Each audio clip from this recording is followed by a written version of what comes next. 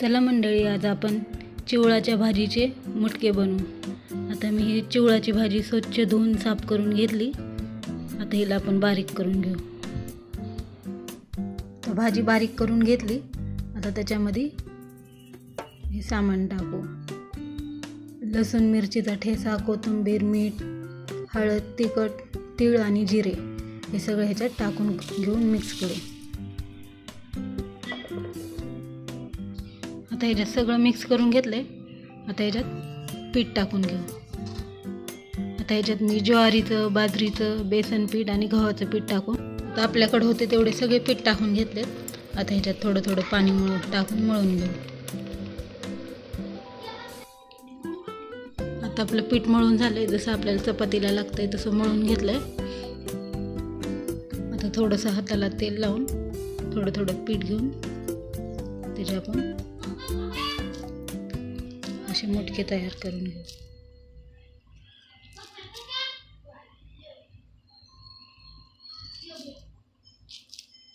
आता हे सगळे बनवून घेऊ। तर आपले मुटके बनवून तयार आहेत। सगळे मुठीत दाबून त्याला असे दाबून घेऊन मुटके बनवले। आता पाणी उकळलंय। आता ह्याच्यात मुटके सोडून उकळून घेऊ। ह्याला 7-8 मिनटं उकळून घेऊ। आता ह्याला 7-8 मिनटं उकडून घेतले। आता ह्याला काढून घेऊ।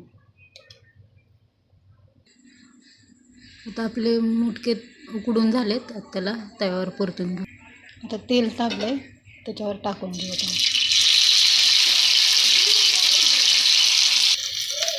आता ह्याला आपण खरपूस भाजून घेऊ। आता मुटके खरपूस भाजून झालेत।